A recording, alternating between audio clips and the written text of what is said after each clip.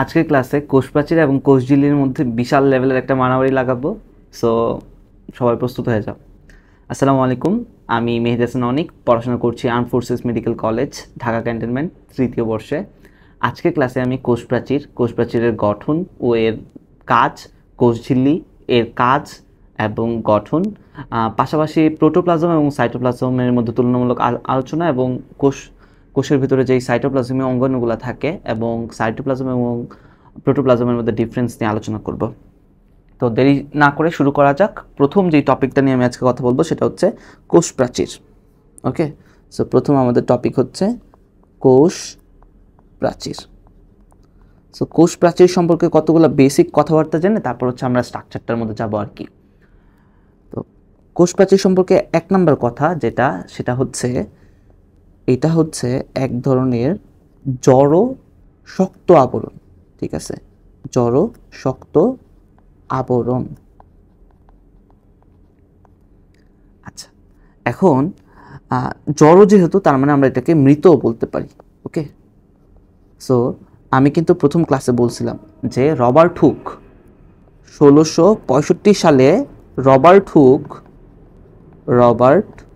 Hook আসলে কোষ দেখতে পান নাই, তিনি দেখতে পেয়েছিল আসলে এই কোষ প্রাচীর। ঠিক আছে, এবং কোষ প্রাচীর সম্পর্কে একটা ইউনিক একটা তথ্য হচ্ছে এইটা হচ্ছে উদ্ভিদ কোষের একটা অনন্য, সরি স্পেলিংটা একটু ভুল হয়েছে, একটা অনন্য বৈশিষ্ট্য। আচ্ছা, সো আমরা অনন্য বৈশিষ্ট্য মানে কি বুঝাচ্ছি? অনন্য বৈশিষ্ট্য মানে হচ্ছে এইটা কেবলমাত্র উদ্ভিদ কোষেই পাওয়া যাবে, অন্য কোথাও পাওয়া যাবে না। তার মানে প্রাণী কোষে কোনো কোষ প্রাচীর নাই। তাহলে আমরা বুঝতেই পারতেছি যে এই যে অনন্য কথাটা বললাম, অনন্য কথাটার বলার পিছনে একটাই কারণ যে এটা কেবলমাত্র উদ্ভিদ কোষে পাওয়া যায়, যেটা অন্য কোথাও পাওয়া যাবে না। আচ্ছা, এখন হচ্ছে আমরা কোষ প্রাচীরের গঠনটা, এটা হচ্ছে জেনারেল কথা সম্পর্কে জানলাম। এখন হচ্ছে আমরা কোষ প্রাচীরের গঠন সম্পর্কে জানবো। ঠিক আছে, সো গঠনকে আমরা তিনটা হেডলাইনে পড়বো। একটা হচ্ছে ভৌত গঠন নিয়ে আলোচনা করব, সূক্ষ্ম গঠন নিয়ে আলোচনা করব, আর আরেকটা হচ্ছে রাসায়নিক গঠন। সো একদম শুরুতে আমি ভৌত গঠনটা আলোচনা করি। ভৌত গঠন। সো ভৌত গঠনের যদি আমরা তাকাই তাহলে ভৌত গঠনে আমরা তিনটা স্তর পাবো। ওকে, কয়টা স্তর পাবো? তিনটা স্তর। সো এই তিনটা স্তরের প্রথম স্তরের নাম হচ্ছে মধ্যপর্দা। একদম একটা সাধারণ পর্দা হিসেবে যেই পর্দাটা থাকে সেটা হচ্ছে মধ্যপর্দা। মধ্যপর্দার উপরে আরেকটা লেয়ার তৈরি হয় যেটাকে আমরা বলি হচ্ছে প্রাথমিক পর্দা। প্রাথমিক পর্দা, এই প্রাথমিক পর্দা সাধারণত এক স্তর বিশিষ্ট হয়ে থাকে এবং প্রাথমিক পর্দার পর আরও প্রাচীরটা পুরো হয়ে মাঝে মাঝে গৌণ একটা প্রাচীর তৈরি হয়। ঠিক আছে, গৌণ পর্দা, অথবা এটাকে আমরা অন্য কথায় সেকেন্ডারি পর্দাও কি বলতে পারি, সেকেন্ডারি পর্দা বলি। আচ্ছা, এখন এই সেকেন্ডারি পর্দা সম্পর্কে আমাদের একটা কথা মনে রাখতে হবে। সেকেন্ডারি পর্দা হচ্ছে 3 স্তর বিশিষ্ট। কয় স্তর বিশিষ্ট? 3 স্তর বিশিষ্ট। সো এখানে কিন্তু কোনো রকমভাবেই আমাদের কনফিউজড হওয়া যাবে না যে ভৌত গঠনে কিন্তু 3টা স্তর পায় এবং গৌণ অথবা সেকেন্ডারি প্রাচীরের কিন্তু নির্দিষ্ট একটা 3টা স্তর, দুইটার মধ্যে কিন্তু পেঁচানো যাবে না। হ্যাঁ, সো এটা আমাদের মাথার মধ্যে রাখতে হবে। আচ্ছা, এখন হচ্ছে আমরা একটু চিত্রর দিকে যাই। হ্যাঁ, শুরুতেই থাকবে কি আমাদের প্রথম 3টা স্তর। সো শুরুতে মধ্য পর্দা থাকবে, একদম মাঝখানে একটা যেই পর্দাটা, এই যে এখন যেই পর্দাটা আঁকতেছি ব্লু কালার, সো এইটা হচ্ছে মধ্য পর্দা। ঠিক আছে, আমরা একদম মাঝখানে যে পর্দাটা পাচ্ছি সেটা হচ্ছে কি আমাদের মধ্য পর্দা হবে। ওকে, সো এটা হচ্ছে আমাদের একটা মধ্য পর্দা। এই মধ্য পর্দার উপরে এবার যেটা আমরা একটু ব্লুইশ টাইপের কালি দিয়ে আঁকতেছি, এক স্তর বিশিষ্ট। সো এই এক স্তর বিশিষ্ট যে পর্দাটা আমরা এখন আঁকছি সেটা হচ্ছে কি প্রাইমারি বা প্রাথমিক পর্দা। এবং এই প্রাইমারি পর্দার উপর এই যে পিঙ্ক কালার দিয়ে 3 স্তর বিশিষ্ট যে পর্দাটা আঁকলাম, এইটা হচ্ছে আমাদের সেকেন্ডারি পর্দা। ঠিক আছে, সেকেন্ডারি অথবা গৌণ পর্দা। এখন একটা জায়গায় আমি ইচ্ছা করেই হচ্ছে প্রাথমিক প্রাচীর আঁকি নেই, যে এই একটা জায়গা, হ্যাঁ, এই একটা জায়গার মধ্যে আমি ইচ্ছা করে কিন্তু প্রাথমিক প্রাচীরটা আঁকি নেই। সো এই যে যেই প্রাথমিক প্রাচীরটা যেই জায়গায় নাই, কেবলমাত্র মধ্যপর্দা আছে, এই এলাকাটাকেই বলা হচ্ছে কোপ। ঠিক আছে, কূপ এলাকা। সো এটাকে বলা হচ্ছে কূপ এলাকা, এবং এই কূপ এলাকাটা একটা কোষ প্রাচীরের ক্ষেত্রে সবচেয়ে পাতলা স্থান। ওকে, এই কূপ এলাকাটা হচ্ছে একটা কোষের ক্ষেত্রে, একটা কোষ প্রাচীরের ক্ষেত্রে সবচেয়ে পাতলা স্থান, এবং একটা কোষ অন্য একটা কোষের সাথে এই কূপ এলাকার মাধ্যমেই কি যোগাযোগটা স্থাপন করে, এবং একটা আণুবীক্ষণিক নালী আছে যেই নালীর মাধ্যমে এই সংযোগটা স্থাপন হয়, যেটার নাম হচ্ছে প্লাজমোডেজমাটা। ওকে, সো এই আণুবীক্ষণিক নালী, যেই নালীর মাধ্যমে পাশাপাশি দুইটা কোষের মধ্যে যোগাযোগ রক্ষা হয়, সেটাকে বলা হয় প্লাজমোডেজমাটা।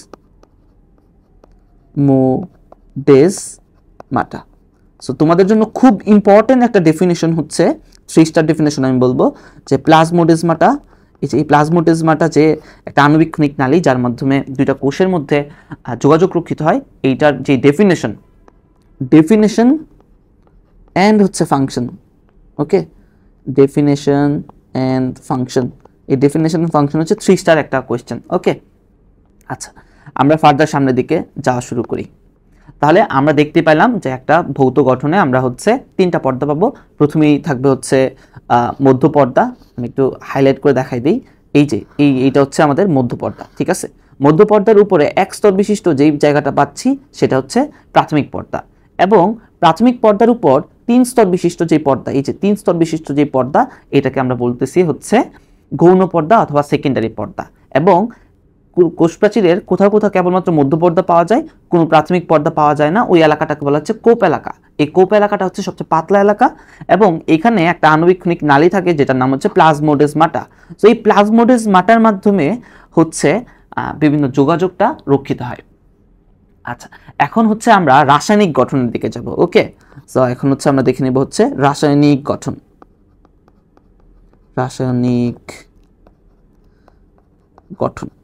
সো রাসায়নিক গঠনের ক্ষেত্রে আমাদের প্রথম জানতে হবে যে এখানে কোন পদার্থগুলা থাকে। রাসায়নিক পদার্থগুলো, প্রথম যে পদার্থটা থাকে তার নাম হচ্ছে সেলুলোজ। একটা কোষ প্রাচীরের প্রধান একদম ম্যাক্সিমাম যেই কম্পোনেন্টটা থাকে সেটা হচ্ছে সেলুলোজ, এবং প্রধান উপাদান হচ্ছে সেলুলোজ। 40% হচ্ছে সেলুলোজ থাকে। দ্বিতীয় উপাদানের ক্ষেত্রে আমরা বলতে পারি হেমিসেলুলোজ থাকে, হেমিসেলুলোজ, ঠিক আছে, হেমিসেলুলোজ থাকে। এইটা হচ্ছে 20% থাকে একটা কোষের ক্ষেত্রে। দেন আসে হচ্ছে লিগনিন থাকতে পারে, লিগনিন। দেন হচ্ছে পেকটিন সম্পর্কে একটা কথা হচ্ছে, এই পেকটিন থাকার কারণে কিন্তু একটু জেলি লাইক যেই সাবস্টেন্সটা তৈরি হয়, ওইটা তৈরি হয় আর কি, জেলির মতো তৈরি হয়। আচ্ছা, এই যে পেকটিন থাকে হচ্ছে 30%, তাহলে দ্বিতীয় সর্বোচ্চ উপাদান হচ্ছে পেকটিন, এবং সবশেষ উপাদান হচ্ছে সুবেরিন। ওকে, সুবেরিন। তাহলে আমরা একটা রাসায়নিক গঠনের ক্ষেত্রে এই 5টা পদার্থ পাই, cellulose, hemicellulose, lignin, pectin, suberin. এর মধ্যে আমাদের সবচেয়ে বেশি ইম্পর্টেন্ট হচ্ছে এই সেলুলোজ। তাহলে আমাদেরকে যদি আস্ক করা হয় যে কোষ প্রাচীরের প্রধান উপাদান কি, তাহলে আমরা বলবো হচ্ছে সেলুলোজ। তাহলে সেলুলোজ নির্মিত যেই পাতলা পর্দা, শক্ত এবং মৃত যেই পর্দা দ্বারা একটা কোষ আবৃত থাকে, সেটাকে আমরা বলি হচ্ছে কি কোষ প্রাচীর। আচ্ছা, এখন আমরা একটু ডেপথে গিয়ে আমরা একটা কোশ্চেন জানবো, ঠিক আছে, যে আমাদের কোষ প্রাচীরের সূক্ষ্ম গঠন, ঠিক আছে, এটা তোমাকে অন্যান্যদের থেকে আগায় রাখবে, সূক্ষ্ম গঠন। সো সূক্ষ্ম গঠন হচ্ছে এইটা হচ্ছে কোষ প্রাচীর, যেটা বলতেছিলাম যে কোষ প্রাচীরের প্রধান উপাদান, ঠিক আছে, প্রধান উপাদান হচ্ছে আমাদের একটাই। প্রধান উপাদানের নাম কি? প্রধান উপাদানের নাম হচ্ছে সেলুলোজ। ওকে, সেলুলোজ। এবং এই সেলুলোজটা হচ্ছে একটু অ্যাডভান্স লেভেলে, তোমরা একটু জেনে রাখো। আমার স্টুডেন্ট, তোমরা আমার কাছে পড়তেছো, একটু অ্যাডভান্স তো জানবা, তাই না? একটু বেশি জানতে হবে। আচ্ছা, তাহলে এইটা হচ্ছে বিটা ডি গ্লুকোজ যে আছে, এই বিটা ডি গ্লুকোজের একটা পলিমার। আমরা পলিমার মানে বুঝি তো, তাই তো? পলিমার মানে হচ্ছে অনেকগুলো মনোমার যখন একসাথে হয়ে একসাথে থেকে একটা বড় জিনিস তৈরি করবে, পলিমার। পলি মানে হচ্ছে বহু। সো অনেকগুলো গ্লুকোজ অণু যদি বিটা ডি গ্লুকোজ অ্যাকচুয়ালি যদি একসাথে থাকে, তখন আমরা তাকে বলি হচ্ছে সেলুলোজ। সো সূক্ষ্ম গঠনের মধ্যে অ্যাকচুয়ালি বিটা ডি গ্লুকোজ আছে, যেটা হচ্ছে সেলুলোজটা তৈরি করতেছে। তাহলে এইটা হচ্ছে একটু অ্যাডভান্স লেভেলের, ঠিক আছে। আচ্ছা, এখন হচ্ছে আমরা জানবো যে এই কোষ প্রাচীর দিয়ে আমরা করবোটা কি। আচ্ছা, আমি ওভারঅল একটা কাজ তোমাদেরকে বলে দেই যে যে কোনো ধরনের অঙ্গাণু যেটার হচ্ছে বাইরে হচ্ছে পর্দা আছে, আমরা ঝিল্লি আছে, আমরা কিন্তু প্রথম ক্লাসে পড়ছিলাম। যদি তোমরা প্রথম ক্লাসটা করে থাকো তাহলে দ্যাটস গুড, যদি না করে থাকো আমি কমেন্টে হচ্ছে লিঙ্কটা দিয়ে দিব, অথবা তোমরা ইউটিউব চ্যানেলে গিয়ে করে ফেলতে পারো। প্রথম ক্লাসে কিন্তু বলছি যে কোন অঙ্গাণুগুলা হচ্ছে ঝিল্লি যুক্ত। সো ঝিল্লি যুক্ত যে অঙ্গাণুগুলো আছে এগুলার কিছু কমন কাজ আমরা বা বলতে পারি ঝিল্লির কাজ আর কি। অ্যাকচুয়ালি ঝিল্লির কাজগুলো কি হবে? প্রথমত হচ্ছে আকৃতি দান করবে, তাই না? আকৃতি দান। আমাদের বাসার বাইরে যে দেয়াল থাকে, হ্যাঁ, সীমানা দিয়ে দেয়াল দিয়ে দিই, তাই না? তার মানে আকৃতি দিবে। তারপর হচ্ছে বাইরের আঘাত থেকে রক্ষা করবে, থেকে রক্ষা করা। এই যে এই কাজগুলা যে কোনো একটা প্রাচীর বা আবরণের কাজ কিন্তু আমরা কমন সেন্স দিয়ে মানে পড়ে ফেলতে পারি। হ্যাঁ, এইটা কিন্তু মুখস্থ করার কোনো কিছু নাই, আমরা কমন সেন্স দিয়ে চিন্তা করবো তাহলে আমরা পারবো। আচ্ছা, আমি কিন্তু শুরুতেই বলছি কোষ প্রাচীর হচ্ছে জড় পদার্থ। যদি জড় পদার্থ হয় তাহলে এটা কি দেবে আমাদেরকে? দৃঢ়তা দেবে। মানে আমাদেরকে বলতে উদ্ভিদ কোষে থাকে, তার উদ্ভিদ কোষে দৃঢ়তা প্রদান করবে। আচ্ছা, যেহেতু একটা আণুবীক্ষণিক নালী ছিল তাহলে পাশাপাশি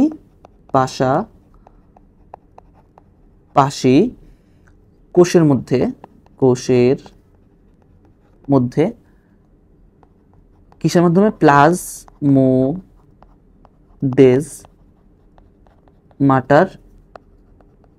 মাধ্যমে যোগাযোগ রক্ষিত হবে। ঠিক আছে, যোগাযোগ রক্ষিত হবে।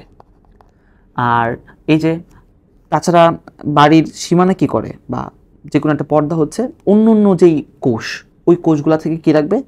পৃথক রাখবে। তাহলে পৃথক রাখবে। আমরা কোষঝিল্লি তো পড়বো, তাই না? এই চ্যাপ্টারেই, এই ক্লাসের মধ্যে আমরা হচ্ছে কোষঝিল্লি পড়বো। সো কোষঝিল্লির মধ্যে দেখবো যে সেম কাজগুলাই করতেছে। হ্যাঁ, এবং লাস্ট কাজ পানি ও খনিজ লবণ পরিবহনে সহায়তা করবে। পানি ও খনিজ লবণ পরিবহনে সাহায্য করবে।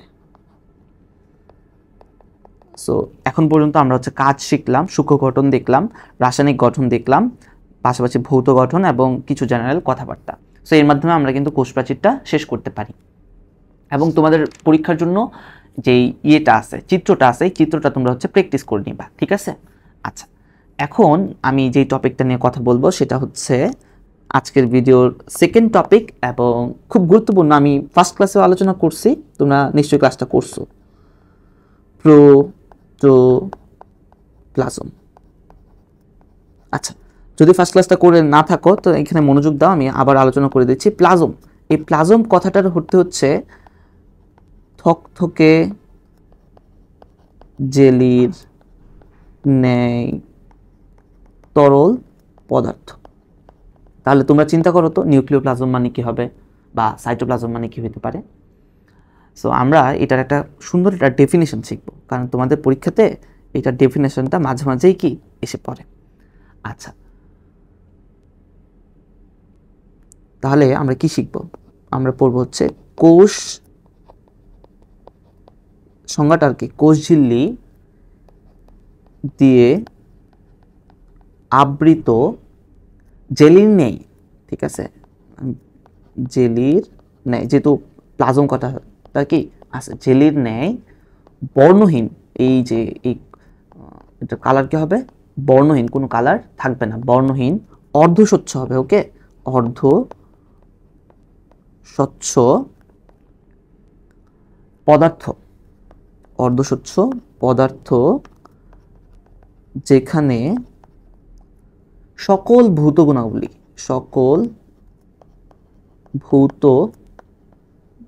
গুণাবলী নিহিত থাকে। হ্যাঁ, কি থাকবে?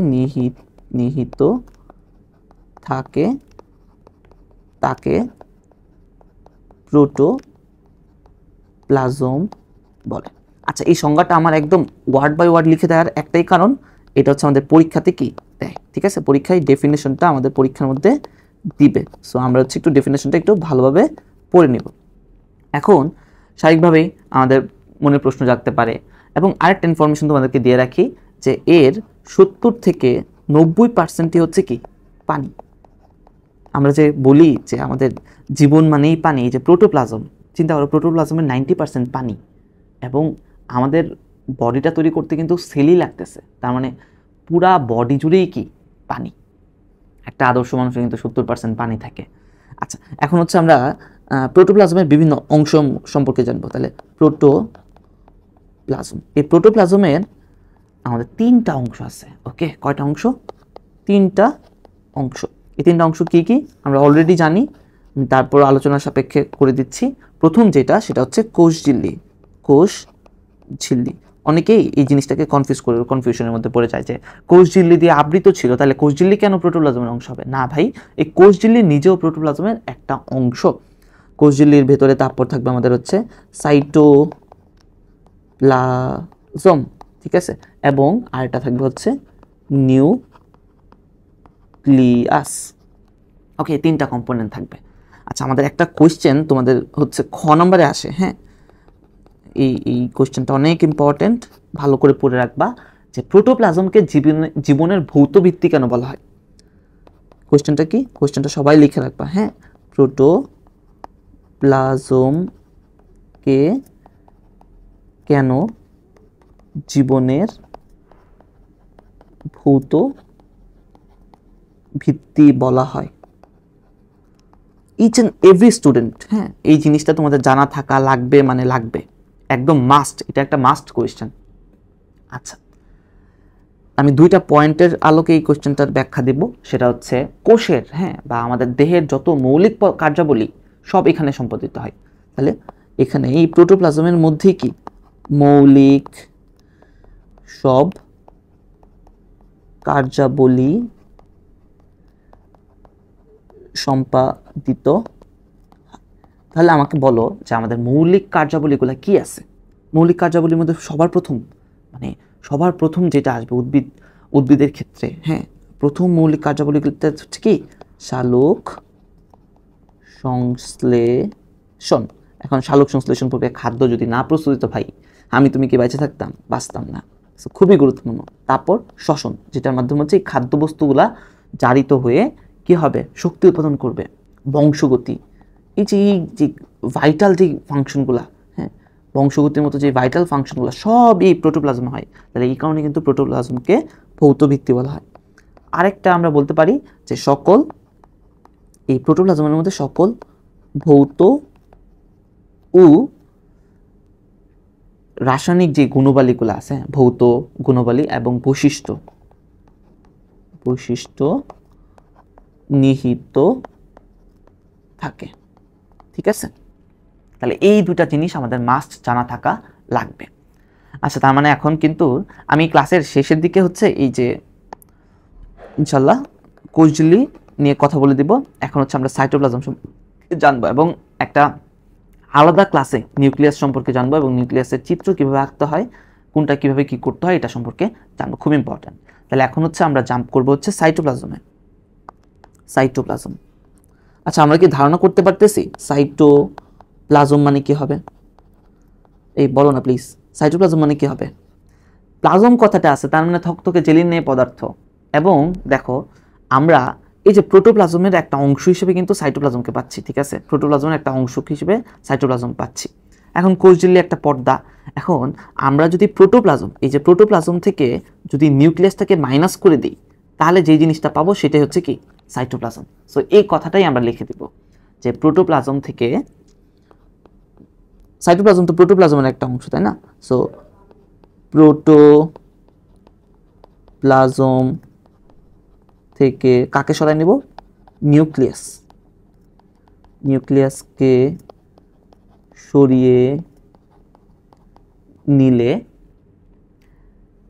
যে জেলির মতো পদার্থ থেকে যায় তাকে বলা হচ্ছে কি সাইটোপ্লাজম। তাহলে দেখো তো জেলির মতো থকথকে পদার্থ আসছে কিনা, প্লাজম যেহেতু সেই কারণে আসছে। আচ্ছা, আমি তোমাদেরকে একটা ফিগার আঁকার মাধ্যমে এই জিনিসটাকে একটু ভিজুয়ালাইজ করার চেষ্টা করি, হ্যাঁ, তোমরা একটু দেখো। সো এইটা হচ্ছে আমাদের কোষঝিল্লি দিয়ে ঘেরা সব কিছু হচ্ছে কি প্রোটোপ্লাজম। এটা যদি কোষঝিল্লি হয়, তার ভেতরে থাকবে নিউক্লিয়াস। এটা যদি নিউক্লিয়াস হয়, আমরা নিউক্লিয়াসকে একটু আইডেন্টিফাই করে দিই, এটা হচ্ছে আমাদের নিউক্লিয়াস। এবং এইটা হচ্ছে আমাদের কোষ ঝিল্লি, কোষ ঝিল্লি। এখন এই কোষ ঝিল্লি থেকে মানে প্রোটোপ্লাজম থেকে যদি আমরা এই নিউক্লিয়াসটাকে বাদ দিয়ে দিই, নিউক্লিয়াস বাদ দিলে কোন অংশটা থাকে? এই যে আমি এখন যে এইগুলো ডটেড ডটেড লাইন দিচ্ছি, সো এই ডটেড ডটেড লাইনের যে জায়গাটা, হ্যাঁ, এই পুরাটা এলাকাকে আমরা কি বলবো? সাইটোপ্লাজম বলবো। ওকে, এই জায়গাটা বলবো হচ্ছে সাইটোপ্লাজম। মানে নিউক্লিয়াসকে বাদ দিয়ে দেবো, যে অংশটা থেকে থাকবে সেটাই হচ্ছে কি? সাইটোপ্লাজম। ওকে, সো এই সাইটোপ্লাজমের আবার দুইটা অংশ আছে। হ্যাঁ, সাইটোপ্লাজমের অংশ কয়টা? এর অংশ, সাইটোপ্লাজমের অংশ হবে দুইটা। এখন দুইটা অংশ কি কি? প্রথম যে অংশ সেটা হচ্ছে মাতৃকা বলি, ঠিক আছে? এখন এই মাতৃকা জিনিসটা কি? ধরো আমি একটা পাত্রের মধ্যে হচ্ছে সেমাই রান্না করব, তো এই জায়গায় দুধ দিছি, ঠিক আছে? দুধ দিছি এবং দুধের মধ্যে হচ্ছে সেমাই দিলাম, কিশমিশ দিলাম, ঠিক আছে? দুধের মধ্যে সেমাই দিলাম এবং কিশমিশ দিলাম। তাহলে এই ক্ষেত্রে দুধটা আমার মাতৃকা হিসেবে কাজ করবে। এবং দ্বিতীয় যে কম্পোনেন্ট সেটা হবে অ্যাকচুয়ালি বিভিন্ন সাইটোপ্লাজমীয় অঙ্গাণুগুলা। সো অঙ্গাণু হিসেবে কাজ করবে কারা? এই যে কিশমিশ অ্যান্ড হচ্ছে সেমাই। তাহলে মাতৃকা এবং সাইটোপ্লাজম অঙ্গাণু, এটা হচ্ছে একটা সাইটোপ্লাজমের অংশ। এবং আমি যেই কথাটা লিখলাম, হ্যাঁ, যে নিউক্লিয়াসকে বাদ দিয়ে দিব, এটা একটা সমীকরণের মাধ্যমে দেখার চেষ্টা করি। তাহলে প্রোটোপ্লাজম থেকে আমরা যদি নিউক্লিয়াসকে মাইনাস করি, নিউক্লিয়াসকে মাইনাস করে দিই, তাহলে আমরা যেই জিনিসটা পাবো, ঠিক আছে? তাহলে আমরা যেই জিনিসটা পাবো সেটাই হচ্ছে আমাদের কি? সাইটোপ্লাজম। ওকে, সাইটোপ্লাজম পেয়ে যাবো। ওকে, ফাইন। এখন আমরা হচ্ছে শিখবো এই যে সাইটোপ্লাজমীয় অঙ্গাণুর কথা বললাম, সাইটোপ্লাজমীয় অঙ্গাণুর মধ্যে কি কি আছে? প্রথম অঙ্গাণুটা হচ্ছে প্লাস্টিড। এবং এই প্লাস্টিড কেবলমাত্র প্ল্যান্টে থাকে, যার কারণে এই প্লাস্টিড দিয়ে হচ্ছে উদ্ভিদ খাদ্য তৈরি করে, যার কারণে উদ্ভিদের রান্নাঘর বলা হয়। এবং আমরা তো আমাদের কাছে কিন্তু আমাদের যে প্রাণীকোষে কিন্তু কোনো প্লাস্টিড নাই, যার কারণে আমরা নিজের খাদ্য নিজে তৈরি করতে পারি না। এই কারণে কিন্তু আমরা উদ্ভিদের উপর নির্ভর করি। তারপর যে অঙ্গাণুটা সেটা হচ্ছে মাইটোকন্ড্রিয়া। সো মাইটোকন্ড্রিয়াকে বলা হয় যে power house of the cell, the power of the cell, power house of the cell. কেন বলা হয়? কারণ হচ্ছে মাইটোকন্ড্রিয়াতে যাবতীয় শক্তি উৎপন্ন হয়। তারপর যে অঙ্গাণুটা নিয়ে আমরা কথা বলবো সেটা হচ্ছে গোলজি বডি, ঠিক আছে? তারপর হচ্ছে এন্ডোপ্লাজমিক রেটিকুলাম, এন্ডোপ্লাজমিক রেটিকুলাম। ওকে, এন্ডোপ্লাজমিক রেটিকুলাম। এই এন্ডোপ্লাজমিক রেটিকুলাম দুই ধরনের হতে পারে, একটা হচ্ছে মসৃণ হতে পারে এবং আরেকটা হতে পারে অমসৃণ। একটা মসৃণ এবং অন্যটা হচ্ছে অমসৃণ। তারপর দেখো কি আছে? রাইবোজোম। রাইবোজোম কিন্তু একটা ইউনিভার্সাল অঙ্গাণু, ঠিক আছে? রাইবোজোম কেন? ফার্স্ট ক্লাস করলে জেনে থাকবা। রাইবোজোম কিন্তু প্রাণী আদি কোষে থাকে, প্রকৃত কোষে থাকে। সো এটা হচ্ছে সব কোষেই থাকে আর কি, কমন। সো তারপর থাকবে হচ্ছে লাইসোজোম। তাছাড়া থাকবে হচ্ছে যেটা হচ্ছে স্পেসিফিকভাবে প্রাণী কোষে থাকে সেটা হচ্ছে সেন্ট্রিসোম, ঠিক আছে? সেন্ট্রিসোম। এই সেন্ট্রিসোম কেবলমাত্র প্রাণী কোষে থাকবে, ঠিক আছে? প্রাণী। তাহলে একটা পেলাম প্ল্যান্টে, যেটা হচ্ছে প্লাস্টিড। তাছাড়া কিছু হচ্ছে কোষীয় কঙ্কাল থাকবে, কোষীয় কঙ্কাল, যেটা হচ্ছে পুরাটা কোষকে ধীরতা প্রদান করবে, বা এগুলোকে আমরা মাইক্রোটিবিউল বলি। এবং ফাইনালি কিছু নির্জীব বস্তু। এই সকল কিছু নিয়ে নির্জীব বস্তু সব কিছু নিয়ে হচ্ছে আমাদের আলটিমেটলি সাইটোপ্লাজমীয় যে মাতৃকা, এই সব কিছুর মধ্যে হচ্ছে এরা থাকবে। আচ্ছা, আমি তোমাদেরকে খুব ইম্পর্টেন্ট একটা কথা বলি, ঠিক আছে? এইটা তোমরা ভুলবা না, কোনোদিন ভুলবা না। আমরা তো জানি যে আমাদের শ্বসন হচ্ছে শক্তি উৎপাদন করার প্রক্রিয়া। এই শ্বসনের কিন্তু 4টা ধাপ আছে। টোটাল কয়টা ধাপ আছে? 4টা ধাপ আছে। এই 4টা ধাপ নিয়ে বা শ্বসন নিয়ে আলোচনা করা হয়েছে তোমাদের 4th চ্যাপ্টারে, ঠিক আছে? এই চ্যাপ্টারটা আমি তোমাদেরকে করাবো ইনশাল্লাহ। সো শ্বসনে যেই 4টা ধাপের নাম আমি এখন বলবো না, পরবর্তীতে বলবো যাতে মাথা গুলাই না যায়। প্রথম ধাপটা হচ্ছে গ্লাইকোলাইসিস। ওকে, প্রথম ধাপটা হচ্ছে কি? গ্লাইকোলাইসিস। এই গ্লাইকোলাইসিস প্রক্রিয়াটা সাইটোপ্লাজমে হয়। মনে রাখতেই হবে, ওকে, সাইটোপ্লাজমে হয়। সো তোমাদের মাস্ট মনে রাখতে হবে যে গ্লাইকোলাইসিস, শ্বসনের প্রথম ধাপ গ্লাইকোলাইসিস প্রক্রিয়াটা আমাদের সাইটোপ্লাজমে সংঘটিত হয়। এইটা ভুলে গেলে ভাই চলবে না, ঠিক আছে? এটা তোমাদের মাস্ট মাস্ট মাস্ট মনে রাখা লাগবে। এখন আমার সবচেয়ে প্রিয় একটা জিনিস, সেটা হচ্ছে সাইটোপ্লাজম অ্যান্ড, আচ্ছা, এখন আমার সবচেয়ে প্রিয় টপিক সেটা হচ্ছে সাইটোপ্লাজম এবং প্রোটোপ্লাজমের মধ্যে একটা মারামারি লাগাই দেব। ওকে, তোমরা কি প্রস্তুত? এই মারামারিতে জিতবে কে? সাইটোপ্লাজম, আচ্ছা তোমাদের কিন্তু আমি পার্থক্য করা শিখাইছি, রাইট? আচ্ছা বলো তো, পার্থক্য করতে গেলে আমরা কয়টা ঘর নিব? হ্যাঁ, 3টা ঘর নিতে হবে আমাদেরকে, মাস্ট 3টা ঘর নিতে হবে। একটা ঘরের মধ্যে হচ্ছে আমরা বিষয় লিখব, পার্থক্যের বিষয় লিখব। একটা ঘরে হচ্ছে প্রথম যেই পার্থক্যের বিষয় ওইটার টপিক ওইটা লিখব, এবং পরের ঘরে অন্যটা, এবং উপরে হেডলাইন দিব। সো পার্থক্য করা কিন্তু তোমাদের শিখতে হবে, কারণ এটা আমার অনেক বেশি প্রিয়। আমি প্রত্যেকটা চ্যাপ্টার বা প্রত্যেকটা টপিকের মধ্যে যেগুলো পার্থক্য করা যায়, হ্যাঁ, পার্থক্য করে করে তোমাদেরকে দেখাই দেবো। বিকজ পার্থক্য করলে না আমাদের কনসেপ্ট, আমরা তুলনা করে পড়ি তো, সো আমাদের কনসেপ্টটা অনেক বেশি বিল্ড হয়, ঠিক আছে? বিষয়, তাহলে প্রথম রাখবো বিষয়, এখানে রাখবো হচ্ছে প্রোটোপ্লাজম।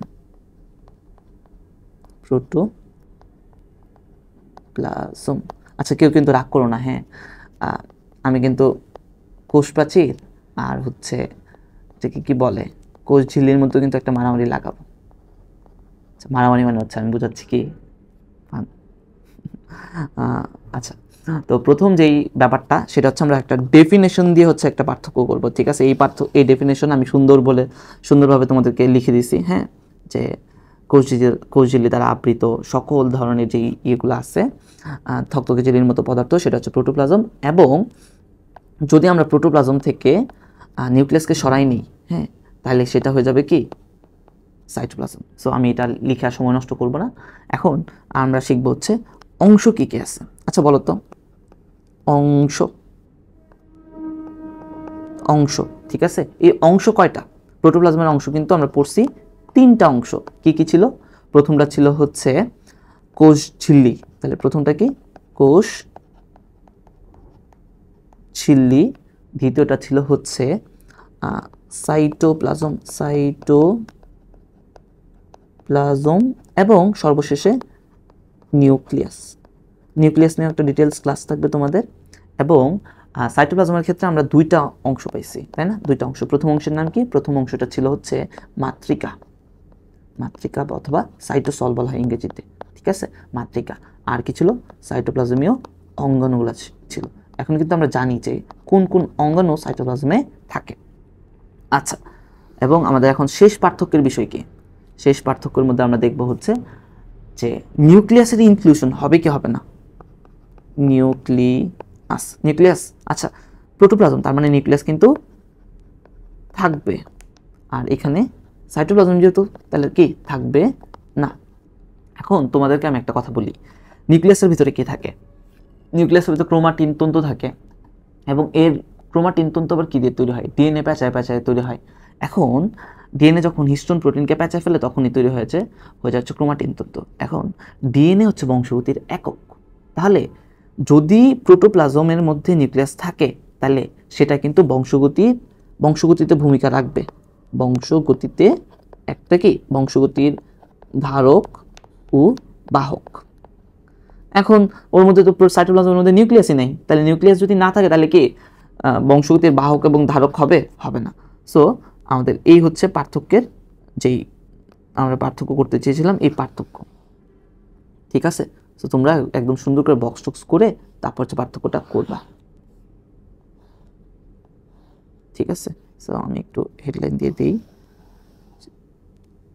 সো সুন্দরভাবে তোমরা এই জিনিসগুলো হচ্ছে খাতার মধ্যে তুলে রাখবা, তাহলে হচ্ছে তোমাদের কনসেপ্টটা একদম সুন্দরভাবে ক্লিয়ার হবে। ওকে, পার্থক্য না করলে কিন্তু এই কনসেপ্টটা ক্লিয়ার হবে না। এখন তুমি পার্থক্যটা দেখলেই তোমার সাইটোপ্লাজম পড়া হয়ে যাবে, প্রোটোপ্লাজম পড়া হয়ে যাবে। আচ্ছা, এখন আমার আজকের শেষ টপিক, যদিও একটা মারামারি এখনও করাই নেই, মারামারিটা করাই তারপর হচ্ছে শেষ টপিক হয়ে যাবে আর কি, ঠিক আছে? সো এখন যে টপিকটা নিয়ে কথা বলবো সেটা হচ্ছে কোষ ঝিল্লি। এই জিনিসটা সবার কাছে এতই পছন্দ যে এর নামের অভাব নাই, এক নামের অনেক নাম, ঠিক আছে। ওকেই কোষ ঝিল্লি বলা হয়, ওকেই হচ্ছে কোষ পর্দা বলা হয়। সো কেউ আবার প্রাচীর ভেবে কনফিউশন করো না, হ্যাঁ। একে ইংরেজিতে সেল মেমব্রেন বলে, বাংলাতে বা ইংরেজিতে আবার বলে হচ্ছে প্লাজমা লেমা, প্লাজমা লেমা। তাহলে এক কোষ ঝিল্লির কত নাম? কোষ পর্দা, সেল মেমব্রেন, প্লাজমা লেমা। আচ্ছা, এই কোষ ঝিল্লির ডেফিনেশনটা আমাদের শিখা থাকা লাগবে, ঠিক আছে। কোষ ঝিল্লির ডেফিনেশন আমাদের জানা থাকা লাগবে। এই আজকের কিন্তু ক্লাসে কিন্তু ডেফিনেশনগুলো আমি সুন্দরভাবে লিখে দিচ্ছি, ঠিক আছে। সো এগুলা ভালো করে শিখে নেবা। এবং এই ডেফিনেশনটার ভিতরে আমি এমনভাবে ডেফিনেশনটা লেখার চেষ্টা করছি যাতে তুমি হচ্ছে এইটা থেকেই ওর যে বৈশিষ্ট্যগুলা লিখে ফেলতে পারো অথবা বুঝতে পারো, যাতে এক জিনিস শিখবো যাতে 2-3টা জিনিসের কাজ হয়ে যায়। আচ্ছা, সো ডেফিনেশনের ক্ষেত্রে আমি লেখা শুরু করি। লিপিড ও প্রোটিনের সমন্বয়ে গঠিত। কিসের মাধ্যমে? লিপিড ও প্রোটিন এর সমন্বয়ে গঠিত দ্বিস্তরী। তাহলে কয়টা স্তর থাকবে এখানে? দ্বিস্তরী, তার মানে 2টা স্তর থাকবে। বৈষম্যভেদ্য, আচ্ছা, বৈষম্যভেদ্য মানে কি? যেই পর্দার মাধ্যমে অভিস্রবণ হতে পারবে, মানে দ্রাবকটা যাইতে পারবে কিন্তু দ্রব যাইতে পারবে না, এটাকে বলা হচ্ছে বৈষম্যভেদ্য পর্দা। আচ্ছা, এবং স্থিতিস্থাপক,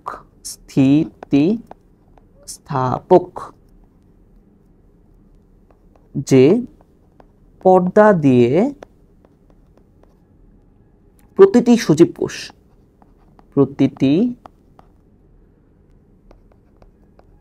সজীব কোষের প্রোটোপ্লাজম, ওকে, প্রোটোপ্লাজম আবৃত থাকে,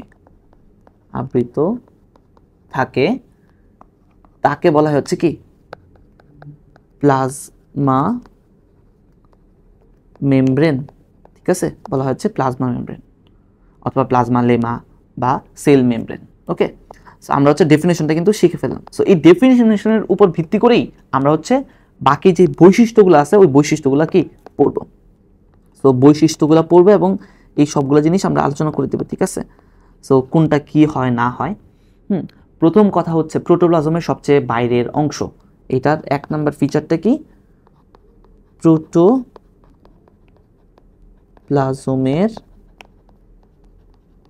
সবচেয়ে বাইরের অংশ।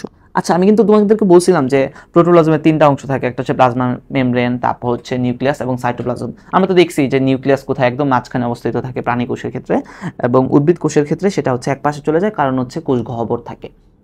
তাছাড়া বলছি নিউক্লিয়াস থাকবে এবং হচ্ছে সাইটোপ্লাজম থাকবে। সাইটোপ্লাজম অলরেডি আমরা এখন জানি। তাহলে একটা জিনিস নিয়ে কথা বলা হয় না, সেটা হচ্ছে কোষ পর্দা বা কোষ ঝিল্লি, যেটা হচ্ছে সবার বাইরের অংশ। সো সবার বাইরের অংশ আমাকে আজ করলে কিন্তু আমরা প্রোটোপ্লাজমের ক্ষেত্রে আমরা কি বলবো? কার কথা বলবো? আমরা বলবো হচ্ছে কোষ ঝিল্লির কথা। তারপর দেখো, এটা হচ্ছে দ্বিস্তরী, তার মানে এটা কয়টা স্তর থাকবে? 2টা স্তর থাকবে এবং এইটা হবে স্থিতিস্থাপক। সো কেউ যদি তোমরা এই যে ডেফিনেশনটা ভালোভাবে শিখে ফেলো, তাহলে কিন্তু এই যে পয়েন্টগুলো লেখা কিন্তু তোমাদের জন্য কোনো কষ্টকর ব্যাপার হবে না। এবং এইটা হচ্ছে লিপিড এবং প্রোটিন দিয়ে তৈরি, প্রোটিনের সমষ্টি। সো লিপিড এবং প্রোটিন যদি 2 জায়গায় কোথাও যদি একভাবে থাকে, ওটাকে বলা হচ্ছে লিপোপ্রোটিন। ওকে, লিপোপ্রোটিন। সো লিপোপ্রোটিন জিনিসটা একটু তোমরা মাথার মধ্যে রাখবা, ঠিক আছে, যে এটা কি দিয়ে তৈরি? লিপোপ্রোটিন দিয়ে তৈরি। তার মানে কি এই জায়গায় লিপিড এবং প্রোটিন এই 2টা কম্পোনেন্ট একসাথে থাকবে। এবং লাস্ট যেই বৈশিষ্ট্যটা সেটা হচ্ছে এরা হচ্ছে বৈষম্যভেদ্য পর্দা। আচ্ছা, বৈষম্যভেদ্য পর্দা মানে কি? এর ভেতর দিয়ে অভিস্রবণ হতে পারবে। কি হতে পারবে? অভিস্রবণ হতে পারবে।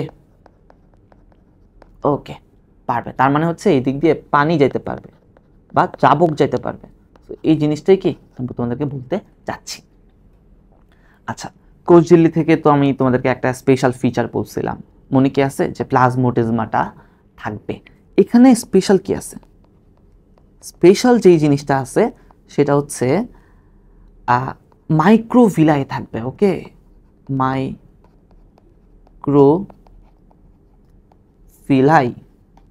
এখন ভাই মাইক্রোভিলাই মানে কি, এগুলা কি ভাই আমাদেরকে কি জ্বালাচ্ছেন নাকি? স্পেশাল বললে বলে আমাদেরকে কঠিন জিনিস শেখাচ্ছেন? না ভাই, এই কোষ ঝিল্লির এই মাইক্রোভিলাই যে কত গুরুত্বপূর্ণ সেটা তোমরা পরিপাক চ্যাপ্টার পড়তে গেলেই দেখতে পাবা। তখন আবার আমাকে বললো, ঠিক আছে। আচ্ছা দেখো, আমি তোমাদেরকে বুঝাই দিচ্ছি।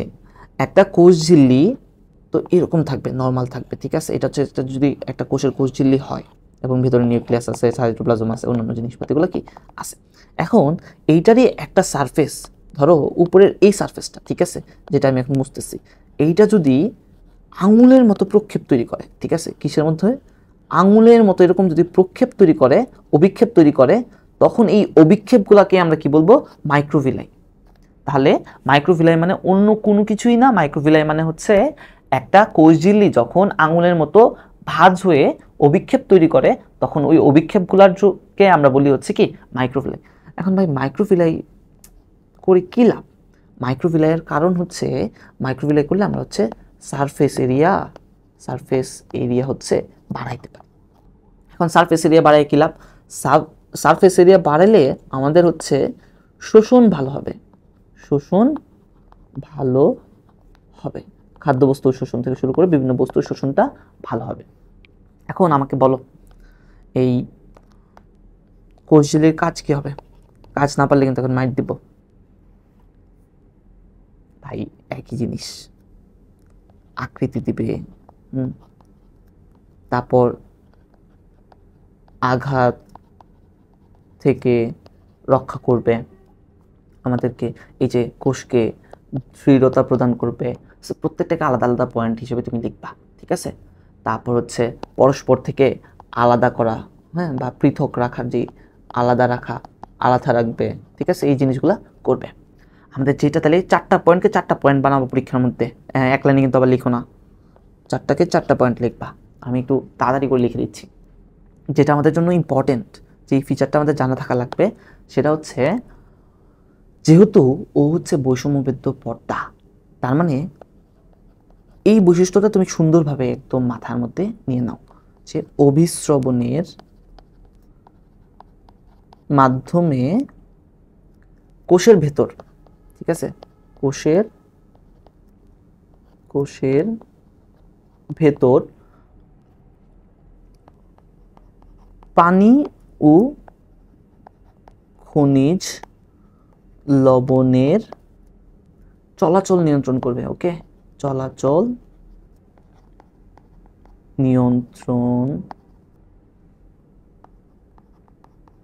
করবে। সো এই কাজটা আমাদের জানা থাকা লাগবেই, ঠিক আছে, কারণ এটা হচ্ছে একটু আলাদা, যেহেতু বৈষম্যবেদ্য পর্দা বলছি, তো এই কাজগুলা হবে। সো আমরা মাইক্রোভিলাই সম্পর্কে জানলাম, কোষ ঝিল্লির বৈশিষ্ট্য শিখলাম, এবং ডেফিনেশনটাও একটা 6টা কোয়েশ্চেন, ঠিক আছে। এইখানে কিন্তু 3-4টা ডেফিনেশন পাইছি, এই ডেফিনেশনগুলো ভালোভাবে পড়ে ফেলবো। এখন সেই কাঙ্ক্ষিত মারামারির পালা আসছে, সবচেয়ে মজাদার টপিক, সেটা হচ্ছে কোষ ঝিল্লি এবং হচ্ছে কোষ প্রাচীরের মধ্যে পার্থক্য। সো শুরুতেই আমরা কি করব, 3টা ঘর বানাবো, তাই তো। এই জিনিস কিন্তু তোমরা এখন আর ভুল করবা না। সো প্রথম ঘর আমরা বানাচ্ছি হচ্ছে বিষয়ের জন্য, দ্বিতীয়টা বানাচ্ছি হচ্ছে কোষ প্রাচীরের জন্য, এবং যেটা হচ্ছে তোমার শেষ ঘর, এই শেষ ঘরটা কার জন্য? কোষ ঝিল্লির জন্য। কোষ ঝিল্লিকে দান দিচ্ছি, কারণ আমাদের কোষ ঝিল্লি আছে, আমাদের কিন্তু প্রাণী কোষে কিন্তু কোনো কোষ প্রাচীর নাই। সো এটার ভ্যালু একটু বেশি দিতে হবে, তাই না? ওকে ফাইন, আমাদের ঘর বানানোর কাজটা অলমোস্ট সেরে ফেলছি, এবং একটু একটু করে দাঁড়াও, একটু ঘরটা বানাই নিই। হ্যাঁ, নেক্সট বার থেকে এই ঘরগুলো আগে থেকে বানাই রাখবো।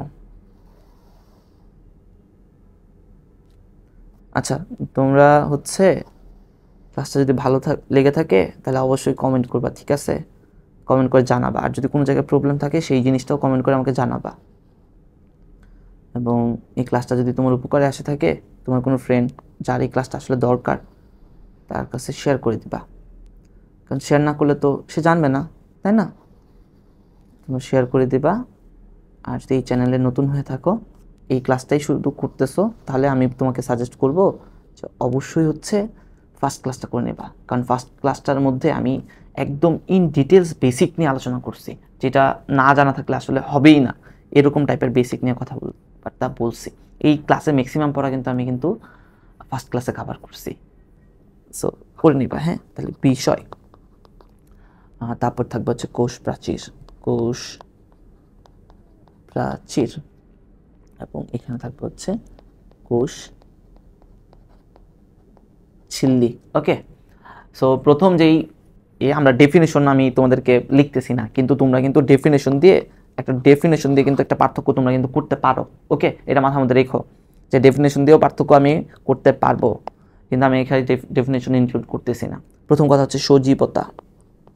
সজীবতা, এই তোমরাই বলো, কোষ প্রাচীর কি সজীব? না ভাই, কোষ প্রাচীর তো সজীব না। তাহলে হচ্ছে এটা হচ্ছে নির্জীব। প্রত্যেকটা পড়া কিন্তু আমি আগে পড়ায় আসছি, সো এটা করলে কিন্তু আমাদের রিভিশন হয়ে যাচ্ছে। জড় পদার্থ, পরীক্ষার আগে খালি এই পার্থক্য দেখবা, তাহলে হয়ে যাবে। আর এটা হচ্ছে সজীব পদার্থ। তারপর দেখো যে অবস্থান কই পাওয়া যায়। দেখো একদম ক্লাসের শুরুতে কিন্তু আমি বলছি যে কোষ প্রাচীর হচ্ছে উদ্ভিদ কোষে পাওয়া যাবে। উদ্ভিদ, খালি উদ্ভিদ কোষেই পাওয়া যাবে না, উদ্ভিদ কোষের অনন্য বৈশিষ্ট্য, ঠিক আছে? অনন্য, বারবার অনন্য বানান ভুল করি। অনন্য একটা কি বৈশিষ্ট্য, ঠিক আছে? অনন্য বৈশিষ্ট্য। এবং কোষ ঝিল্লি উদ্ভিদেও পাবো, প্রাণীতেও পাবো। ওকে, আচ্ছা, গঠনটার দিকে যদি তাকাই, তাহলে গঠন কি হবে? কোষ প্রাচীরের প্রধান উপাদান কি ছিল? সেলুলোজ। সেলুলোজ, তাহলে প্রধান উপাদান ছিল সেলুলোজ, যেটা ছিল কত? 40%।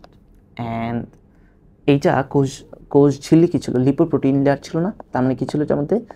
লিপিড এবং প্রোটিন। যখন লিপিড এবং প্রোটিন একসাথে থাকে তখন আমরা তাকে কি বলি? লিপোপ্রোটিন বলি। আচ্ছা, ভেদ্যতা। ভেদ্যতাটা কি হবে? এটা হচ্ছে ভেদ্য হবে কোষ প্রাচীর, এবং এটা হচ্ছে অর্ধ। এখন আমাকে ধরবা তোমরা, ভাই অর্ধভেদ্য মানে কি? আরে অর্ধভেদ্য যেটা, ওইটাই হচ্ছে কি বৈষম্যভেদ্য, একই জিনিস। আচ্ছা, তোমাদেরকে একটা গল্প বলি, ঠিক আছে? ধরো এখন তো খুব বৃষ্টি হচ্ছে, তাই না? এই বৃষ্টিতে ধরো যে ভাইয়া হচ্ছে একটা শার্ট পরছে, আর শার্টের নিচে হচ্ছে একটা টি শার্ট আছে। এখন তুমি আমাকে বলো তো, আমি বৃষ্টি যদি হালকা হালকা বৃষ্টি হয়, তাহলে আমার শার্টটা ভিজবে বেশি নাকি টি শার্টটা ভিজবে? ডেফিনেটলি তোমার আনসার হবে কি, যে ভাই আপনার শার্ট ভিজে যাবে কিন্তু আপনার টি শার্ট ভিজবে না। কোষ প্রাচীর কিন্তু সবার বাইরে থাকে, তার মানে কোষ প্রাচীর সবচেয়ে বেশি ভিজবে, তার মানে ও হচ্ছে ভেদ্য। এবং যদি বৃষ্টি নামে তাহলে কিন্তু আমার টি শার্টটা হালকা হলেও ভিজবে, তাই না? কিন্তু যেটা হচ্ছে মানে আমার শার্টের তুলনায় কিন্তু কম ভিজবে। তার মানে কোষ ঝিল্লিটাকে যদি আমি টি শার্টের সাথে তুলনা করি তাহলে সেটা হবে কি অর্ধভেদ্য, ঠিক আছে? তো এই গল্পটা, ভাইয়ার এই গল্পটা মনে রেখো, বৃষ্টিকালে শার্ট এবং টি শার্টের গল্প। তাহলে হচ্ছে তুমি কোনটা ভেদ্য কোনটা অর্ধভেদ্য এটাতে কি প্যাচ লাগাবে না। আচ্ছা, এই যে কাজ এবং ডেফিনেশন, কাজ এবং ডেফিনেশন দিয়ে তুমি হচ্ছে দিয়ে দিবা, এটা হচ্ছে তোমার কাজ, এটা আমার কাজ না, ঠিক আছে? এখন আমি যদি একদম মানে সিম্পলি যদি ডেফিনেশন তো আমি লিখে দিবই না, কারণ উপরে লিখে আসছে। এখানে কাজটা কি হবে? কোষ প্রাচীর উদ্ভিদ কোষে থাকেই কেবলমাত্র হচ্ছে আকৃতি দিবে, ঠিক আছে? আকৃতি দিবে এবং দৃঢ়তা, মেইনলি এই দৃঢ়তা দেওয়ার জন্য হচ্ছে ওর হচ্ছে এই কোষ প্রাচীরটা থাকে, কারণ কোষ প্রাচীরের মধ্যে সেলুলোজ থাকে এবং এগুলো হচ্ছে ইন্টারলিঙ্ক হয়ে থাকে। এবং কোষ ঝিল্লির কাজ হচ্ছে বিভিন্ন বস্তুর, প্রয়োজনীয় যে বস্তুগুলো আছে, উপকরণগুলো আছে, বস্তুর আদান প্রদান। সো এই কোষ প্রাচীর তোমরা হচ্ছে এই ছকগুলা তোমরা হচ্ছে এইগুলা লিখে রাখবা, ঠিক আছে? এটা কি কোষ প্রাচীর এবং হচ্ছে কোষ ঝিল্লির মধ্যে ডিফারেন্স। সো তোমরা যদি এই জিনিসটা ভালোভাবে করে রাখো তাহলে হচ্ছে কি হবে? তাহলে হচ্ছে তোমার পরীক্ষার আগে যদি এই পার্থক্যগুলো দেখো, এই ছকগুলো দেখো, তাহলে হচ্ছে তোমার একদম রিভিশন হয়ে যাবে, ঠিক আছে? একদম ফাইনাল মোমেন্টে রিভিশনের জন্য কি কি করতে হবে সেটাও কিন্তু আমি রেডি করে দিচ্ছি। তো চলো একদম শুরু থেকে একটা রিভিউ দিয়ে আসি, তাহলে হচ্ছে তোমার ক্লাসটা একদম কমপ্লিট হয়ে যাবে। তো প্রথমেই আমি ক্লাসের শুরুতে কোষ প্রাচীর নিয়ে কথা বলছি। কোষ প্রাচীর তাহলে হচ্ছে এই কোষ প্রাচীর কি? কোষ প্রাচীর হচ্ছে উদ্ভিদ কোষের অনন্য বৈশিষ্ট্য। অনন্য মানে কি? যে অন্য কোথাও এই জিনিস পাওয়া যাবে না, সরি। এবং এটা হচ্ছে জড় পদার্থ, এবং জড় হওয়ার কারণে এটা হচ্ছে মৃত। ওকে, জড় হওয়ার কারণে এটা হচ্ছে কি? মৃত একটা পদার্থ। এবং 1665 সালে রবার্ট হুক যেই বস্তুটা প্রথম দেখতে পাইছিল, কোষ যেটাকে উনি বলছিল, সেটা আসলে কোষ ছিল না, ওইটা ছিল হচ্ছে কি? কোষ প্রাচীর। তাহলে রবার্ট হুক প্রথম কোষ প্রাচীর দেখছিল।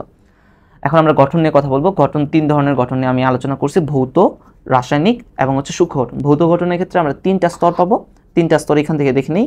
প্রথমেই যে পর্দাটা ব্লু কালার দিয়ে আঁকছি সেটা হচ্ছে কি? এই যে এই জায়গায় এখন যেটা দিছি সেটা হচ্ছে কি? মধ্য পর্দা। তারপর দেখো, তারপর থাকবে হচ্ছে প্রাথমিক পর্দা। এই যে এইটা হচ্ছে আমাদের প্রাথমিক পর্দা, তোমরা নিচেরটার মধ্যে খেয়াল রাখবা, হ্যাঁ, প্রাথমিক পর্দা। এবং প্রাথমিক পর্দার উপর 3 স্তরে, ঠিক আছে, 3 স্তরে যে পর্দাটা তৈরি হবে সেটা হচ্ছে কি? গৌণ পর্দা অথবা সেকেন্ডারি পর্দা। এখন একটা জায়গায় দেখো কেবল মধ্য পর্দা আছে, কোনো প্রাথমিক পর্দা নাই। সো ওই এলাকাটাকে বলা হচ্ছে কোপ এলাকা। একটা কোষের ক্ষেত্রে সবচেয়ে পাতলা এলাকা হয় ওই কোপ এলাকা। এবং কোপ এলাকার মধ্যে একটা আণুবীক্ষণিক নালীর মাধ্যমে হচ্ছে দুইটা কোষের মধ্যে যোগাযোগ রক্ষিত হয়। এই যোগাযোগ রক্ষিত করার যে ব্যবস্থাটা সেটা হচ্ছে প্লাজমোডেসমাটা। এখন রাসায়নিক গঠনের ক্ষেত্রে আমরা 5টা উপকরণ পাই: cellulose, hemicellulose, lignin, pectin, suberin. Cellulose হচ্ছে 40%, দ্বিতীয় সর্বোচ্চ হচ্ছে পেকটিন 30%। সূক্ষ্ম গঠনের ক্ষেত্রে কোষ প্রাচীরের প্রধান উপাদান, হ্যাঁ, প্রধান উপাদান বললে আমরা বলবো হচ্ছে সেলুলোজ। এই সেলুলোজ কিভাবে তৈরি হয়? বিটা ডি গ্লুকোজ অনেকগুলা একসাথে, বিটা ডি গ্লুকোজ হচ্ছে মনোমার, এবং অনেকগুলো একসাথে হয়ে পলিমার তৈরি করা হয়, যেটাকে আমরা বলি হচ্ছে সেলুলোজ। এখন কোষ প্রাচীর হোক আর যে কোনো পর্দা হোক, তার কমন যে বৈশিষ্ট্যগুলো আছে, আকৃতি দিবে, হ্যাঁ, বাইরের আঘাত থেকে রক্ষা করবে, দৃঢ়তা প্রদান করবে, পাশাপাশি কোষের মধ্যে কি পৃথক রাখবে, পানি খনিজ লবণের পরিবহনে সাহায্য করবে, এবং যেটা ইম্পর্টেন্ট ওর ক্ষেত্রে যে পাশাপাশি দুইটা কোষের মধ্যে প্লাজমোডেসমাটার মাধ্যমে যোগাযোগ রক্ষা করবে। সো যে কোনো একটা পর্দার ক্ষেত্রে কিন্তু এই কাজগুলা, ফিচারগুলো কিন্তু সেম থাকে। এখন হচ্ছে প্রোটোপ্লাজম নিয়ে কথা বলবো। আচ্ছা, প্লাজম মানে কি? প্লাজম মানে হচ্ছে থকথকে জেলির মতো পদার্থ। তাছাড়া নিউক্লিওপ্লাজম আছে, সাইটোপ্লাজম আছে। তাহলে কোষ ঝিল্লি দ্বারা আবৃত জেলির নিয়ে দেখছো আসছে কিন্তু বর্ণহীন। তাহলে প্রথম বৈশিষ্ট্য বর্ণহীন, অর্ধস্বচ্ছ, হ্যাঁ, যেখানে ভৌত গুণাবলীগুলো নিহিত থাকবে সেটাকে বলা হচ্ছে কি? প্রোটোপ্লাজম। প্রোটোপ্লাজমে 70 থেকে 90% হচ্ছে পানি। প্রোটোপ্লাজমের ক্ষেত্রে আমরা 3টা অংশ পাবো। একটা হচ্ছে কোষ ঝিল্লি, একটা হচ্ছে সাইটোপ্লাজম, এবং অন্যটা হচ্ছে নিউক্লিয়াস। আচ্ছা, আমাদের জন্য খুব ইম্পর্টেন্ট, আমাদের খ নাম্বার কোশ্চেনের মধ্যে এই কোশ্চেনটা আসবে যে প্রোটোপ্লাজমকে কেন ভৌত ভিত্তি বলা হয়। তাহলে প্রথম কারণ হচ্ছে জীবনের সবচেয়ে গুরুত্বপূর্ণ যে কার্যাবলী, মৌলিক কার্যাবলী, যেমন হচ্ছে সালোক সংশ্লেষণ, শ্বসন, বংশগতি, এই প্রোটোপ্লাজমের মধ্যে সংঘটিত হয়, এবং ভৌত এবং রাসায়নিক যে বৈশিষ্ট্যগুলো আছে সব এই প্রোটোপ্লাজমের মধ্যে থাকে। এখন আমরা শিখবো হচ্ছে সাইটোপ্লাজম। প্লাজম মানে থকথকে জেলির মতো পদার্থ, এবং সাইটো মানে হচ্ছে কোষ। তাহলে কোষের ভেতরে যেই থকথকে জেলির মতো পদার্থটা থাকে সেটাকে আমরা বলবো হচ্ছে সাইটোপ্লাজম। এখন এই জায়গাটার মধ্যে সাইটোপ্লাজম যদি হইতো তাহলে আমরা হচ্ছে প্রোটোপ্লাজম থেকে নিউক্লিয়াসকে বাদ দিতে হবে। তাহলে প্রোটোপ্লাজম থেকে নিউক্লিয়াসকে বাদ দিলে যে থকথকে জেলির মতো পদার্থ থেকে যায় সেটা হচ্ছে আমাদের সাইটোপ্লাজম। এই যে নিউক্লিয়াসকে বাদ দিয়ে দিচ্ছি, তাহলে এই যে কোষ ঝিল্লির ভেতরে যে থকথকে পদার্থ, এই যে এই পদার্থটাকে আমরা কি বলতেছি? এটাকে আমরা বলতেছি হচ্ছে সাইটোপ্লাজম। তাহলে সাইটোপ্লাজমের অংশ হচ্ছে 2টা, একটা হচ্ছে মাতৃকা, একটা হচ্ছে সাইটোপ্লাজমের অঙ্গাণু। এবং এই অঙ্গাণুগুলোর মধ্যে প্লাস্টিড আছে, যেটা কেবলমাত্র উদ্ভিদ কোষে পাওয়া যায়। মাইটোকন্ড্রিয়া, power house of the cell, এবং প্লাস্টিডকে বলা হয় কোষের রান্নাঘর। গোলজি বডি থাকবে, এন্ডোপ্লাজমিক রেটিকুলাম থাকবে, যেটা হচ্ছে মসৃণ, অমসৃণ থাকবে। কিসের উপর ভিত্তি করে? যে রাইবোজোম যদি থাকে সেটাকে আমরা বলবো হচ্ছে অমসৃণ, এবং যেটা রাইবোজোম থাকবে না সেটা হবে মসৃণ। লাইসোজোম থাকবে, সেন্ট্রিওজোম, যেটা হচ্ছে কেবলমাত্র প্রাণী কোষে পাওয়া যায়। তারপর কোষীয় কঙ্কাল থাকবে, নির্জীব বস্তু থাকবে। আচ্ছা, যেটা একদম এখানে মানে সাইটোপ্লাজম সম্পর্কে যেটা সবচেয়ে গুরুত্বপূর্ণ পড়া সেটা হচ্ছে কি? আমরা তো জানি যে সাইটোপ্লাজমে হচ্ছে গ্লাইকোলাইসিস হবে। এখন গ্লাইকোলাইসিস জিনিসটা কি? এই যে শ্বসনের প্রথম ধাপ হচ্ছে কি? 4টা ধাপ আছে, এর মধ্যে প্রথম যেই ধাপ সেটা হচ্ছে গ্লাইকোলাইসিস। এই গ্লাইকোলাইসিস যেটা হচ্ছে শ্বসনের প্রথম ধাপ সেটা হচ্ছে সাইটোপ্লাজমে হয়। এটা মনে রাখা লাগবে তোমার। তাহলে প্রোটোপ্লাজম এবং সাইটোপ্লাজমের মধ্যে আমরা ডেফিনেশন দিয়ে একটা পার্থক্য করে দেব। 3টা স্তর কী কী আছে এটা বলে দেব। এবং এখানে হচ্ছে নিউক্লিয়াস ইনক্লুডেড থাকবে, এখানে নিউক্লিয়াস থাকবে না। নিউক্লিয়াস থাকার কারণে বংশগতির বাহক এবং ধারক হিসেবে কাজ করবে। কোষ ঝিল্লির অনেকগুলো নাম আছে: কোষ পর্দা, সেল মেমব্রেন, প্লাজমা লেমা, যা বলা যায়। ডেফিনেশনটা আমাদের জন্য ইম্পর্টেন্ট। বৈষম্যবেদ্য পর্দা হবে, স্থিতিস্থাপক যে পর্দা হবে, হ্যাঁ, দ্বিস্তরী হবে, যে পর্দা দ্বারা সজীব কোষের প্রোটোপ্লাজম আবৃত থাকে, ওটাকে বলা হচ্ছে কোষ ঝিল্লি। এখন প্রত্যেকটা এই সংজ্ঞাটা শিখলে কিন্তু আমরা ইজিলি বলে দেবো লিপিড প্রোটিন দিয়ে গঠিত হবে, দ্বিস্তরী হবে, বৈষম্যবেদ্য হবে, স্থিতিস্থাপক পর্দা হবে। তো এইগুলো দিয়ে কিন্তু আমি কিন্তু এখানে যে বৈশিষ্ট্যগুলো ওগুলো কিন্তু লিখছি। এখন এই যে লিপিড এবং প্রোটিন একসাথে থাকলে সেটাকে বলা হচ্ছে লিপোপ্রোটিন। সো লিপোপ্রোটিন দিয়ে তৈরি দিলে কিন্তু অপশনে এমসিকিউতে কিন্তু এই জিনিসটা দিতে পারে যে লিপোপ্রোটিন দিয়ে তৈরি। তোমরা কি তাকাবে না? হ্যাঁ, অবশ্যই তাকাবে। বৈষম্য বিদ্যমানে যেই দিক দিয়ে হচ্ছে অবিশ্রবণ হতে পারবে। আচ্ছা, স্পেশাল যে ফিচারটা সেটা হচ্ছে কি কোষ ঝিল্লি হচ্ছে কি এরকম ভাঁজ ভাঁজ হয়ে থাকে আঙুলের মানে অভিক্ষেপের মতো, আঙুলের মতো, হ্যাঁ, প্রক্ষেপ তৈরি করে, যেগুলোকে আমরা মাইক্রোফিলাই। মাইক্রোফিলাইয়ের কাজ কি? সারফেস এরিয়া বাড়ানো, যেটা হচ্ছে কোষের শোষণ যাতে কাজটা ভালোভাবে করতে পারে। দেখো কাজ কি? আকৃতি দিবে, আঘাত রক্ষা থেকে রক্ষা করবে, দৃঢ়তা প্রদান করবে, অন্যান্য কোষ থেকে আলাদা রাখবে। এবং যেটা ইম্পর্টেন্ট কাজ সেটা হচ্ছে অভিস্রবণের মাধ্যমে, অভিস্রবণ প্রক্রিয়ার মাধ্যমে পানি এবং খনিজ লবণের চলাচল নিয়ন্ত্রণ করবে। ঠিক আছে? এবং আমাদের লাস্ট পড়া সেটা হচ্ছে কোষ প্রাচীর এবং কোষ ঝিল্লির মধ্যে পার্থক্য। সজীবতার উপর ভিত্তি করে একটা বিষয় থাকবে, একটা হচ্ছে নির্জীব, কোষ প্রাচীর নির্জীব, এটা হচ্ছে সজীব হবে।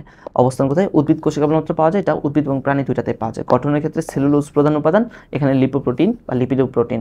ভেদ্যতা, এই যে আমার শার্টের গল্প মনে রাখবা, শার্ট এন্ড টি শার্টের গল্প, এখানে হচ্ছে ভেদ্য, এখানে হচ্ছে অর্ধভেদ্য। কাজ, প্রধান কাজগুলো যদি বলি, একটা আকৃতি এবং দৃঢ়তা প্রদান করবে, এটা হচ্ছে বস্তুর চলাচল নিয়ন্ত্রণ করবে। কোন প্রক্রিয়ার মাধ্যমে? অভিস্রবণ প্রক্রিয়ার মাধ্যমে। So that's all from my side. তোমাদের যদি ক্লাসটা ভালো লেগে থাকে তাহলে অবশ্যই লাইক কমেন্ট করবা। অ্যান্ড নেক্সট কোন ক্লাস চাও, কোন বিষয়ে যদি তোমাদের কোন চ্যাপ্টারের উপর ক্লাস নিলে সুবিধা হয়, এগুলো আমাকে জানাবে। তোমাদের সুবিধা অসুবিধাই আমার মেইন কনসার্ন। ওকে, সো বলবো যে যদি ক্লাসটা ভালো লেগে থাকে তাহলে অবশ্যই সাবস্ক্রাইব করে দিবা। অ্যান্ড হচ্ছে তোমার যে ফ্রেন্ড করলে উপকার হবে, সবারই উপকার হবে ইনশাল্লাহ, তাদের কাছে পৌঁছাই দেবা। ঠিক আছে? এটা কিন্তু তোমার নৈতিক দায়িত্ব। So thank you very much ক্লাসটা অনেক সুন্দরভাবে করার জন্য। যারা করছো তাদেরকে অনেক অনেক ধন্যবাদ। ইনশাল্লাহ তুমি তোমার জীবনে এই ক্লাসের গুরুত্ব একদিন না একদিন বুঝতে পারবা। ওকে, সো দ্যাটস অল। আল্লাহ হাফেজ।